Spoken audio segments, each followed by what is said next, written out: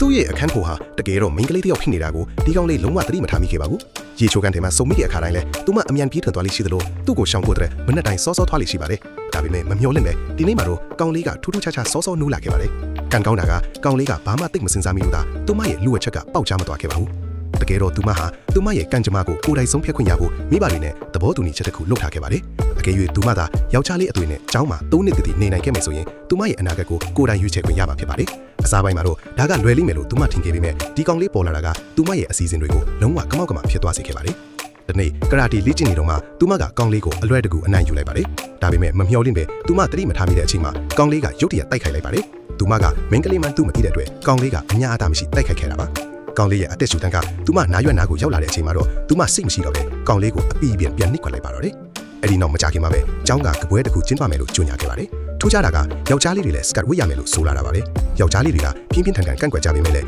ဆရာမရဲ့ဆုံးဖြတ်ချက်ကိုတော့မပြောင်းလဲနိုင်ခဲ့ပါဘူး။သူမကတော့ဘာလို့ရမှမသိပဲအဲ့ဒီနေရာမှာတင်ကြောင်တောင်ကြီးရက်နေမိပါတယ်။အဲ့ဒီညမှာသူမရဲ့အတန်းဖုံးယူဝတ်စုံအပြည့်နဲ့ပြင်ဆင်နေကြတာကိုကြည့်ပြီးသူမရဲ့ကလေးဘဝကအကြောင်းအရာတစ်ခုကိုပြန်သတိရသွားပါတယ်။အဲ့ဒီတော့ကလားပါတဲ့အဝတ်စားတွေဝတ်ထားတဲ့အမျိုးသမီးတစုကိုသူမသဘောကျခဲ့ပူပါတယ်။သူမလက်ထဲကဘောလုံးလေးကအမျိုးသမီးတယောက်ရဲ့အနားကိုလိမ့်သွားတဲ့အခါအဲ့ဒီအမျိုးသမီးကဘောလုံးကိုကောက်ပေးပြီးသူမကိုပြုံးပြခဲ့ပါတယ်။အဲ့ဒီအမျိုးသမီးရဲ့နူးညံ့တဲ့အမူအရာလေးကသူမရဲ့မှတ်ဉာဏ်ထဲမှာဆွဲထင်နေခဲ့တာပါ။သူမဟာဝတ်စုံလေးကိုကြည့်ပြီးအကြာကြီးငေးနေမိပါတယ်။ သူမလည်းလာလာပပဝစ်ချင်ပေမဲ့သူမရဲ့မိသူမိဘဖြစ်ကြောင်ပေါက်ကြားတော်မှာကိုလည်းကြောက်နေမိပါတယ်အဲ့ဒီအချိန်မှာပဲကောင်လေးကရွတ်တရက်ရှောက်လာခဲ့ပါတယ်ကောင်လေးကတော့သူမလည်းသူ့လိုပဲစကတ်ဝိရမှာကိုမုန်းနေလေလို့ထင်နေပြီးသူမကိုနှစ်သိန်းခေါ်စူးစမ်းခဲ့ပေမဲ့